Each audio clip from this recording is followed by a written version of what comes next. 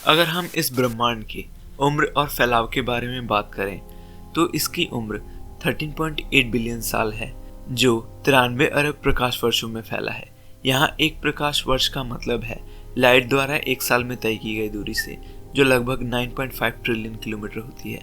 इस 93 अरब प्रकाश वर्ष में 200 ट्रिलियन से भी ज़्यादा गैलेक्सीज हो सकती हैं और लगभग हर गैलेक्सी में 200 बिलियन छोटे बड़े स्टार्स मौजूद हैं और उतने ही प्लैनेट्स।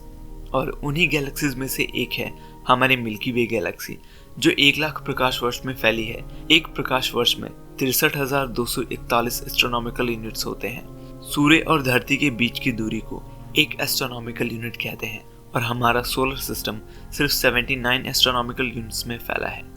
यानी हमारा सोलर सिस्टम एक प्रकाश वर्ष के 800वें हिस्से में ही सिमटा हुआ है। ऐसे में आप अंदाजा लगा सकते हैं कि 93 अरब प्रकाश वर्ष में फैली इस ब्रह्मांड में हम कितने छोटे हैं। पर एक सवाल ये है, हमें ये कैसे पता चला कि ये ब्रह्मांड 13.8 अरब वर्ष पुराना है और इसका फैलाव 93 अरब प्रकाश वर्ष है। हम तक सबसे दूर से चलकर आने वाला प्रकाश का स्पेक्ट्रम हमें ये बताता है कि हमारा ब्रह्मांड 13.8 बिलियन साल पुराना है। पर यह हमें कैसे पता चला कि ब्रह्मांड का विस्तार लाइट की स्पीड से भी तेज गति से हो रहा है, जिस कारण इसके उम्र और फैलाव में इतना अंतर है। तो क्या हमारा ब्रह्मांड लाइट की स्पीड से भी तेज गति से फैल रहा है?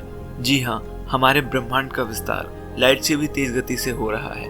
एडविन हबल ने ब्रह्मांड के विस्तार को इलेक्ट्रोमैग्नेटिक स्पेक्ट्रम के जरिए बताया है और ये भी बताया है कि ब्रह्मांड का विस्तार लाइट की स्पीड से भी तेज गति से हो रहा है और 13.8 अरब वर्षों में इस स्पीड से इसका विस्तार 93 बिलियन लाइट ईयर्स का होना चाहिए।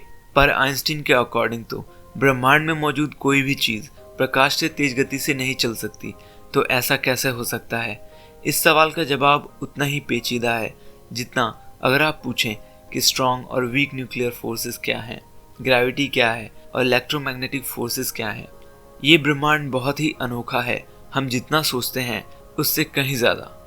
यहाँ हर चीज़ का एक्सप्लेनेशन आपको मिल जाए ये ज़रूरी नहीं है, पर हमें ये ज़रूर पता है कि ब्रह्मांड प्रकाश की गति से भी तेज़ गति से फैल रहा है और इसका फैलाव 93 अरब प्रकाश वर्ष तक है।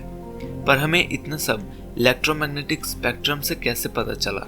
यहाँ एडविन हबल के बारे में जिक्र करना आवश्यक हो जाता है। एडविन हबल एक अमेरिकी एस्ट्रोनॉट थे जिन्होंने कॉस्मोलॉजिकल रेडशिफ्ट के जरिए ब्रह्मांड के विस्तार को समझाया है।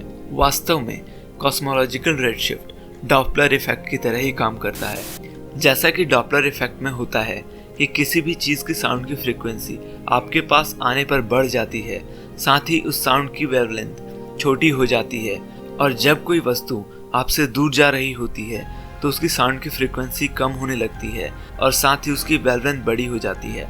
उसी तरह ब्रह्मांड में अगर कोई वस्तु आपकी ओर आ रही होती है तो उससे निकलने वाली लाइट की फ्रीक्वेंसी बढ़ जाती है, साथ ही वेवलेंथ छोटा होने लगता है और उससे निकलने वाली लाइट स्पेक्ट्रम के ब्लू एंड की ओर शिफ्ट होने लगती है, जिससे हम ब्लू शिफ्ट कहते हैं। वैसे ही अगर ब्रह्मांड में कोई चीज़ आपसे दूर जा रही होती है तो उससे निकलने वाली लाइट की फ्रीक्वेंसी कम हो जाती है और लाइट की वेवलेंथ बढ़ने लगती है और उससे निकलने वाली लाइट का स्पेक्ट्रम रेड एंड की ओर शिफ्ट होने लगता है, जिसे हम रेड शिफ्ट कहते हैं। कॉस्मोलॉजिकल रेड शिफ्ट न केवल ये बताता है कि कोई चीज़ आपके पास आ रही है और दूर जा रही है, बल्कि इससे आप ब्रह्मांड को मापने का स्केल भी कह सकते हैं और ब्रह्मांड में किसी भी चीज़ के स्पेक्ट्रम को रेड शिफ्ट या ब्लू शिफ्ट के स्केल पर रखकर ये जाना जा सकता है कि वो चीज़ आपसे कितनी दूरी पर है या कितनी तेज़ गति से आपके पास आ रही है या आपसे दूर जा रही है। और इसी कॉस्मोलॉजिकल रेडशिफ्ट के जरिए एडविन हबल ने ये पता लगाया कि ब्रह्मांड का विस्तार लाइट की स्पीड से भी तेज़ गति से हो रहा है और गैलेक्सीज जो एक दूसरे से ग्रेविटेशनली बंधी नहीं है वह एक दूसरे से दूर जा रही हैं और ब्रह्मांड का विस्तार हो रहा है। और इस तरह से साइंटिस्टों ने ब्रह्मांड के फैलने की गति को कॉस्मोलॉजिकल रेडशिफ्ट के जरिए मापा और बताया कि ब्रह्मांड का विस्तार प्रकाश की गति से भी तेज गति से हो रहा है। और उन्होंने ये अंदाज़ा लगाया कि अगर ये ब्रह्मांड इतनी तेज गति से फैल रहा है तो 13.8 बिलियन साल में इस ब्रह्मांड का विस्तार 93 बिलियन लाइट ईयर्स तक होना चाहिए। 93 बिलियन लाइट ईयर्स में फैले इस ब्रह्मांड में 200 ट्रिलियन से भी ज़्यादा गैलेक्सीज हैं। एक अनुमान के अनुसार धरती पर मौजूद हर रेत के कण से भी ज्यादा इस ब्रह्मांड में गैलेक्सीज मौजूद हैं और हर एक गैलेक्सी में 200 बिलियन से भी ज्यादा स्टार्स मौजूद हैं और उतने ही प्लैनेट्स।